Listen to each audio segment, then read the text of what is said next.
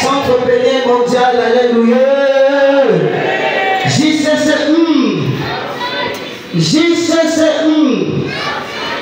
C'est vrai, à la JCC en action.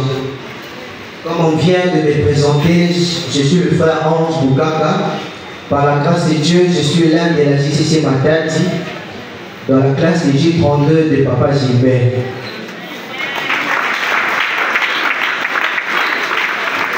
Je viens témoigner la grâce de Dieu, la grandeur de Dieu, de ce qu'il a fait dans ma vie. Premièrement, je voudrais témoigner le souffle de vie que Dieu m'a donné, puisque le 11 juillet, c'était mon anniversaire. Quand je regarde beaucoup d'amis avec qui on grandissait, on a joué ensemble, on a mangé ensemble, ils ne sont plus en vie. Et moi, jusqu'à aujourd'hui, l'Éternel me garde toujours vivant. Il y a d'autres mères avec qui on a présenté les examens d'État qui ont réussi comme moi, mais ne sont plus maintenant en vie. Deuxièmement, j'aimerais nous dire que Dieu a un plan merveilleux pour nous, mais le diable aussi a un plan maléfique contre nous. Et ce soir, si je suis devant vous, c'est pour témoigner la grandeur de Dieu, la grâce de Dieu qui m'a fait d'être toujours à ses pieds. Pour commencer, nous sommes venus ici, notre papa nous avait amenés, c'était en 2013 vers les colloques de la JCC. Quand nous sommes arrivés à l'adoration, j'ai vu des JCC juniors, là j'étais encore tout petit, j'ai vu des JCC juniors qui parlaient en français, c'était tellement bien, et le premier jour à l'adoration, j'avais tellement aimé que dans les jours prochains, je venais, l'adoration commençait à 14h, mais moi à 12h déjà je venais. Et j'aimais comme ça, c'est comme ça que j'aimais la prière, je venais toujours chaque fois. Même après les cours, je venais toujours à la prière, aux journées fortes, je venais, je priais. Et j'ai évolué comme ça, à la JCC Junior, j'ai évolué, et jusqu'aux affermissements. Un jour, lorsque j'étais arrivé en 2e CO, 8e année maintenant, et l'année avait pris fin. Et à la fin de l'année, Dieu m'avait fait grâce avec les dieux de la JCC, parce que ma prière était que Dieu me donne l'intelligence que je sois le premier ou parmi les 5 premiers de ma classe. Dieu m'avait fait grâce, j'étais le premier et j'avais obtenu le point le plus élevé de toute l'école. Et c'était 89,2%.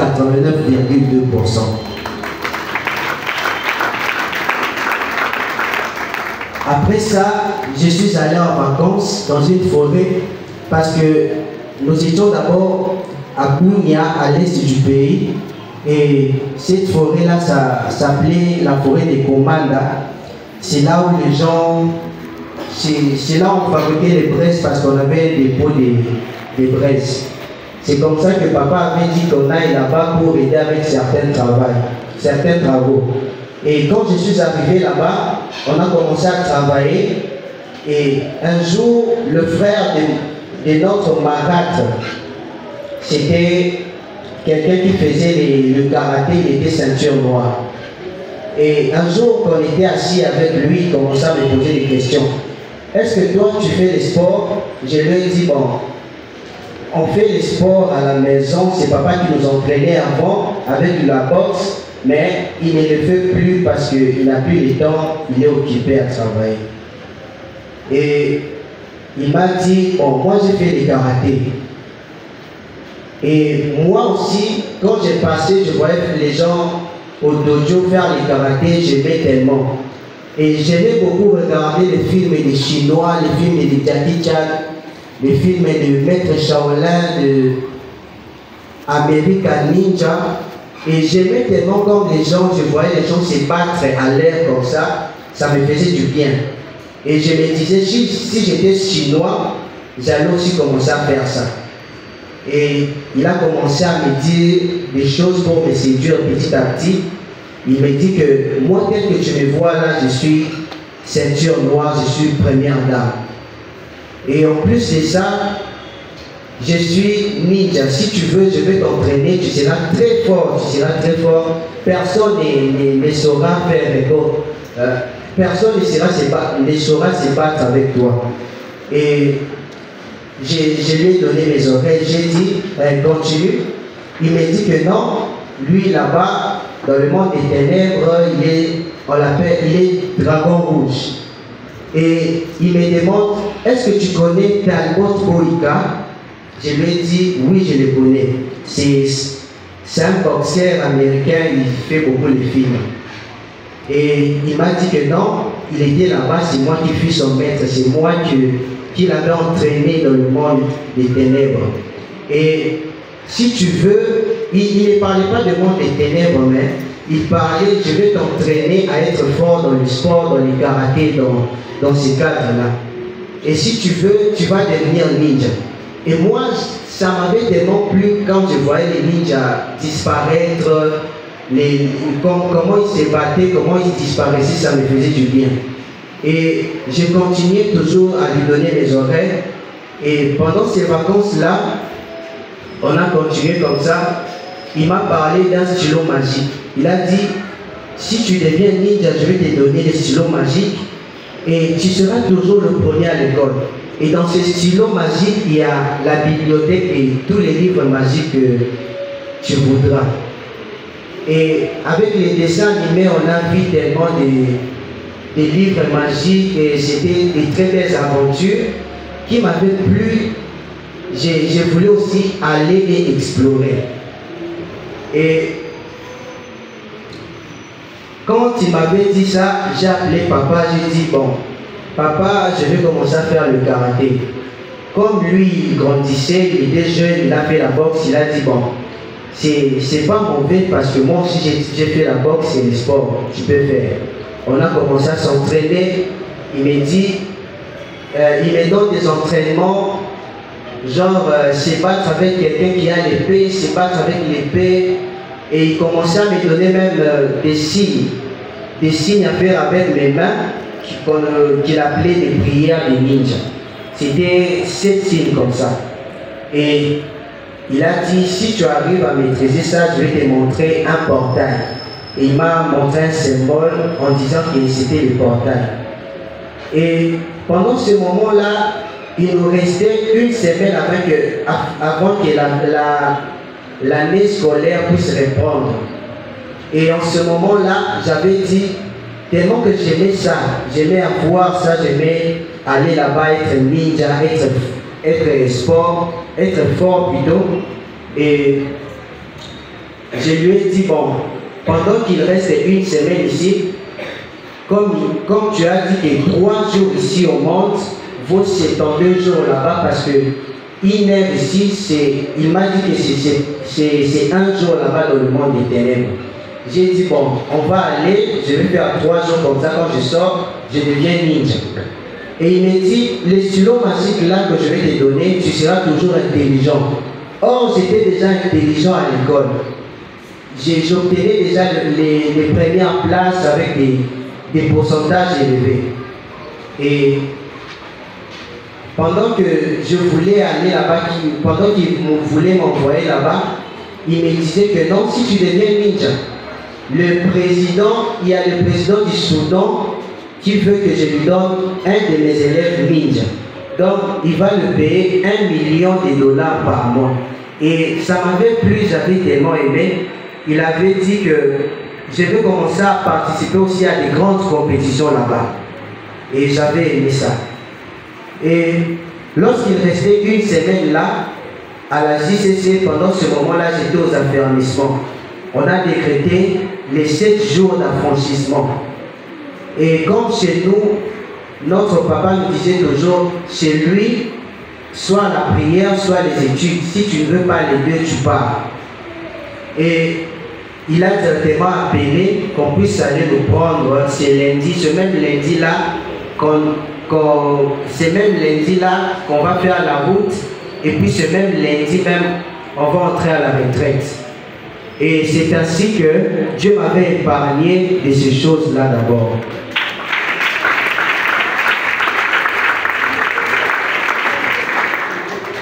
Ce n'était pas fini, on a passé les 6 jours d'affranchissement et de délivrance. On a repris l'année scolaire. Mais j'avais toujours les numéros de ces messieurs-là en tête.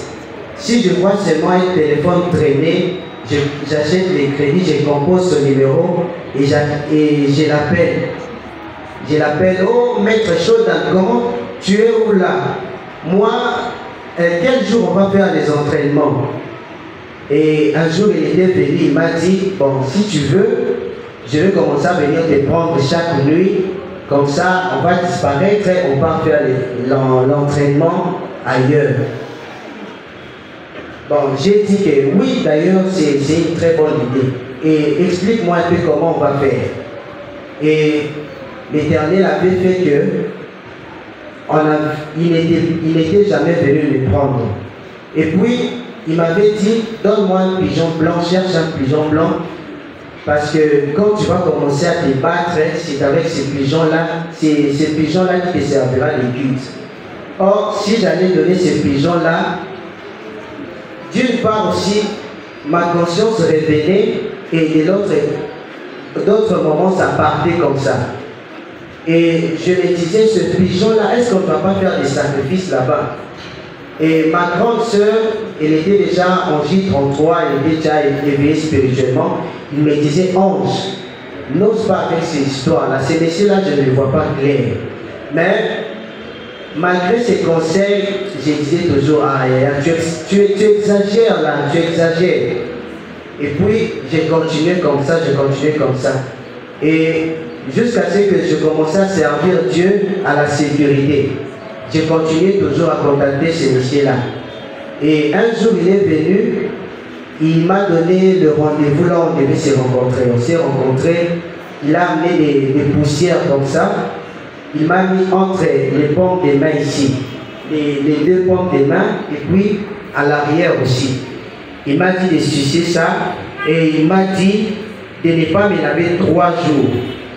Et il m'a dit, comme tu as pris ça, n'ose pas te battre avec quelqu'un parce que ton coup, quand tu donnes les coups à quelqu'un, ça sera très puissant et tu risques même d'avoir des problèmes.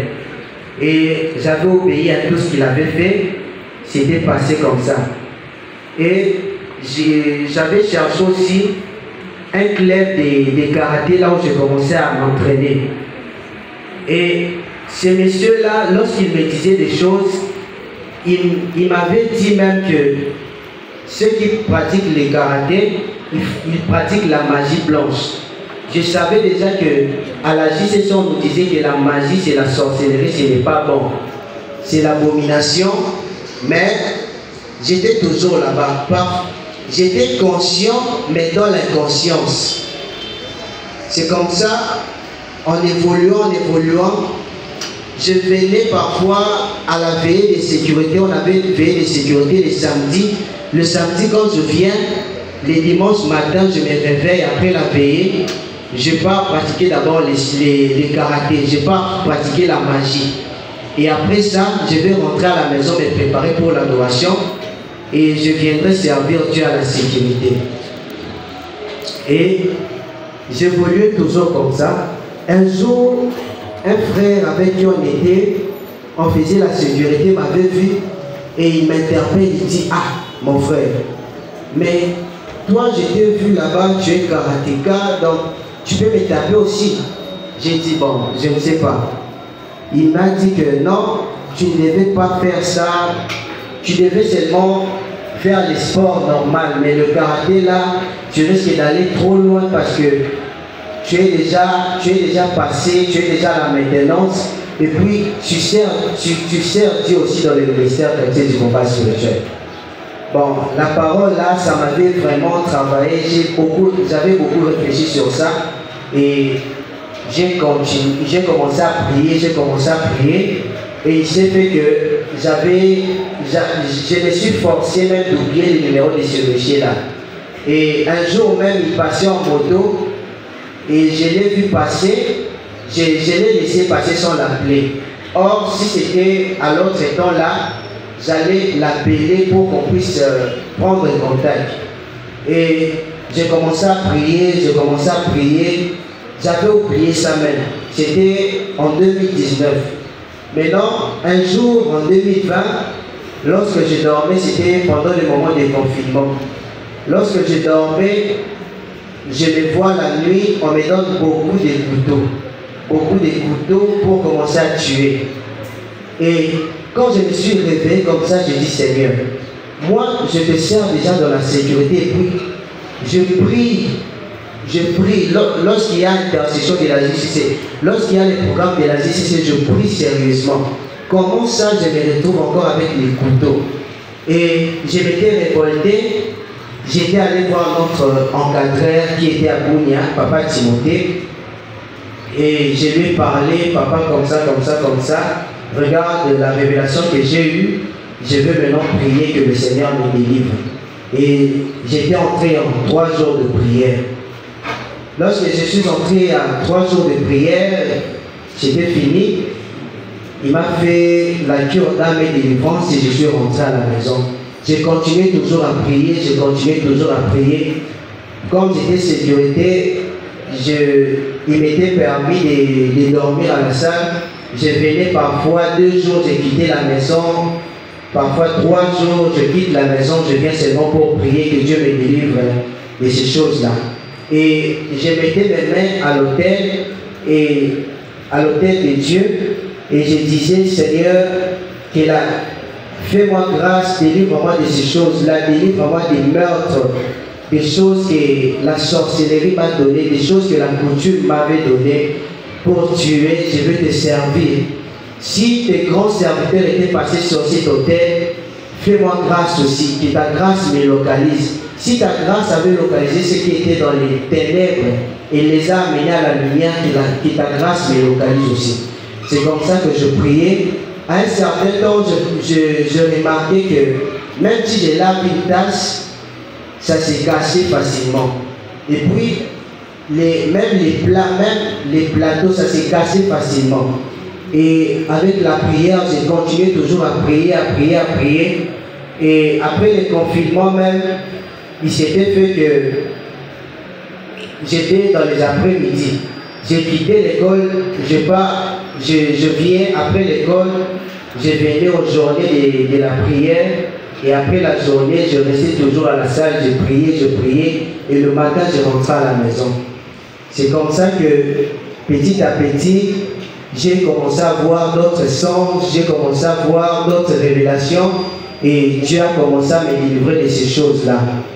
C'est comme ça que quand parfois je marche sur la route, je regarde les foules, les jeunes hommes, des jeunes comme moi, des jeunes garçons, des jeunes filles, en train de manger dans la poubelle, en train de marcher nus. Je dis, Seigneur, si tu n'étais pas venu pour moi, je ne sais pas, quel serais-je maintenant? Où serais-je maintenant? Et que serais-je en train de faire? Peut-être que j'allais déjà j'allais détruire toute ma famille, ou soit j'allais devenir fou, ou soit j'allais déjà mourir. Mais par la grâce de Dieu, il m'a fait grâce. D'autres personnes ne se rendent compte qu'il y a du mal qu'ils font pendant que c'est déjà trop tard. Mais moi, le Seigneur m'a délivré du piège du diable et je sais qu'il a un plan merveilleux pour moi et je vais le voir dans mon avenir. C'est comme ça que je viens rendre grâce à Dieu.